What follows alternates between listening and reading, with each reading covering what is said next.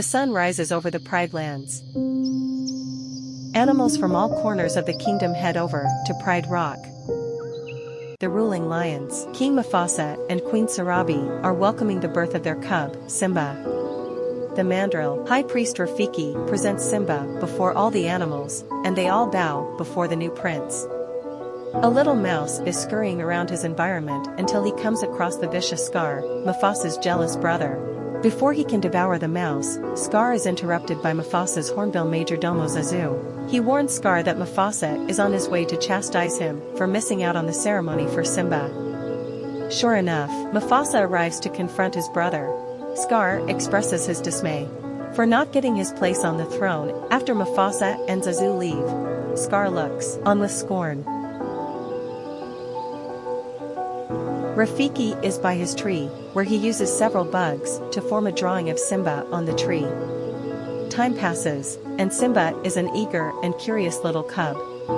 He wakes up his father so that he can explore the Pride Lands. Mufasa explains that everything in the Pride Lands is theirs, but anything beyond the borders is forbidden from venturing into. He also tells his son that they are connected in the great circle of life in regards to his duty as a future king. Zazu then flies in for the morning report before Mufasa teaches Simba how to pounce on the bird. Moments later, Zazu tells Mufasa that he has spotted hyenas. Simba goes to Scar, who rests alone on his own little rock, as Simba expresses curiosity over what is beyond the borders of the Pride Lands. Scar tells him that it's an elephant graveyard. Simba then goes to find his best friend. He tells Nala that he wants to go to the watering hole. On their walk, Simba tells Nala where they are really going. While exploring, they are found by a pack of hyenas, led by Shensi, Kamari, and Azizi.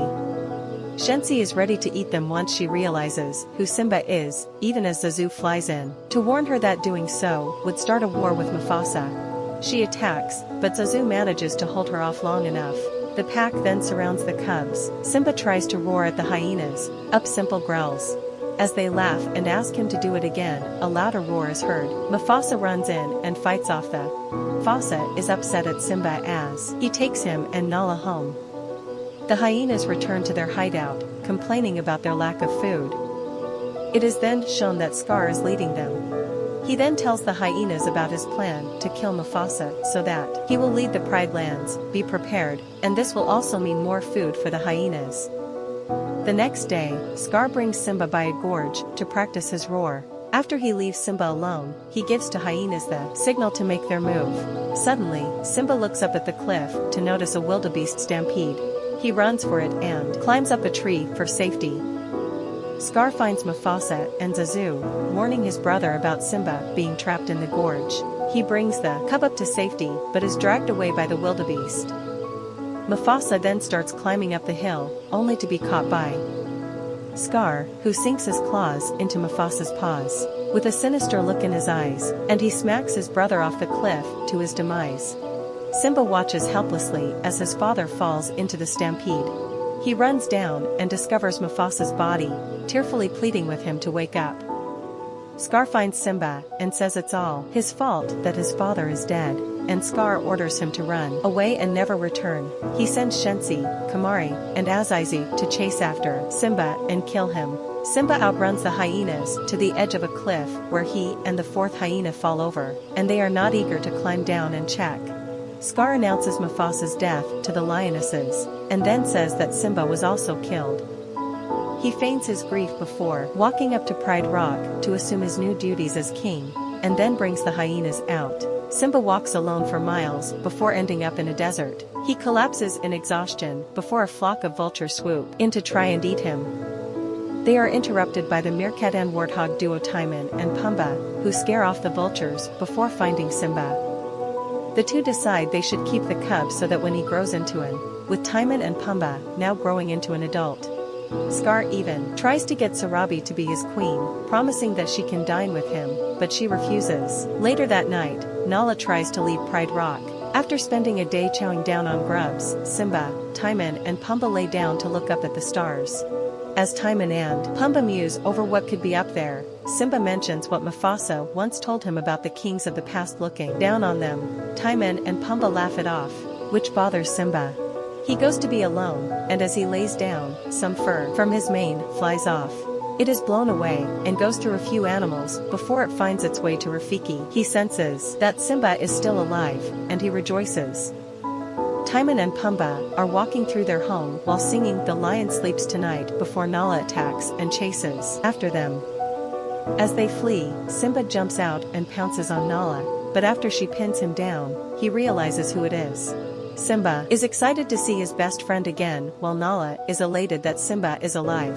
However, the happiness is short-lived once Nala tells Simba that he needs to return home due to what Scar and the hyenas have done. Still feeling guilty, he refuses to go back. Simba wanders off alone until he is found by Rafiki. He tells Simba he knows Mufasa, and that he is alive. Simba follows Rafiki and is led to a lake. Rafiki makes Simba see his reflection, which turns into the image of Mufasa. Up in the clouds, Simba sees and hears Mufasa's voice. He tells him to remember that he is the one true king. Now, realizing his purpose, the four make it to the Pride Lands. They see how bad the land looks. Simba has Timon and Pumbaa be live bait to distract the hyenas and to let them get to Pride Rock. Simba sees Scar hurting Sarabi when she defies him again. Everyone is stunned to see Simba returning, and he goes by his mother's side. Scar tries to turn the tables on him by making Simba admit his guilt in Mufasa's death. Scar advances towards Simba, causing him to slip and hang over the edge of Pride Rock. Lightning strikes a nearby tree, causing a fire down below. He then whispers to Simba that he killed Mufasa, and Simba pounces on his murderous uncle. Scar confesses to his crime, but then sicks the hyenas on the lionesses, beginning an all-out war.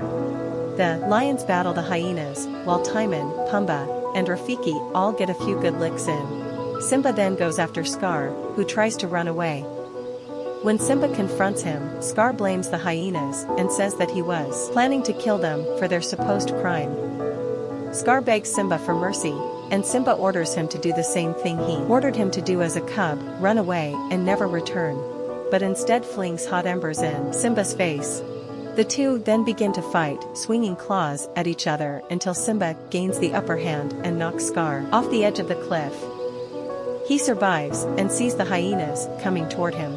Unfortunately for him, the hyenas hurt him, throw them under the bus, and they proceed to rip Scar to shreds.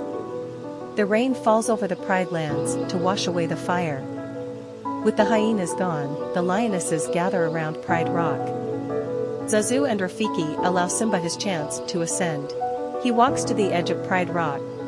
The Pride Lands return to their former glory, looking beautiful and prosperous once more.